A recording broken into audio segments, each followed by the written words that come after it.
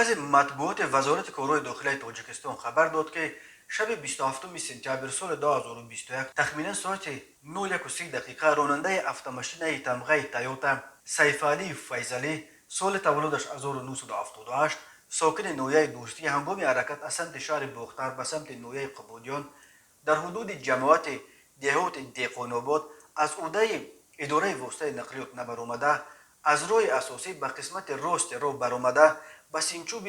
کنار راه برخورده автомашین را چپه نموده است. در نتیجه مسافران داخل автомашین مذکور دولتوف بهرام‌الدین سال تولدش 1986 شیرخانوف کامران سال تولدش 1996 شریفوف دوستمراد سال تولدش 1980 ساکنان جماعت دهات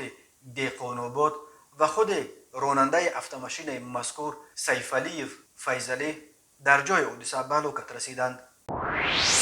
صبح بر وقت 27 سپتامبر تخمینا ساعت 5:20 دقیقه راننده автомашین تمغه اوپل استرا شوعزیزوف شریف بیگ سال تولدش 1991 ساکن نویه دوستی هنگام حرکت از سمت شهر باختر به سمت نویه دوستی در شهرهای ماشینگرد دوشنبه 5 پایان واقع در حدود نویه بلخی از عهده اداره واسطه نقلیات نبرآمده به پایدیوار بتونی برخورده автомашین را چپه نموده است. در نتیجه راننده автомашین مذکور جراحت‌های گوناگون جسمانی برداشته در بیمارخانه بستری گردیدند. مسافر داخل автомашین حیدروف امیرجان سال تولدش 1992 ساکن امین نویت جراحت وزنین جسمانی برداشته در جای حادثه به هلاکت رسیده است.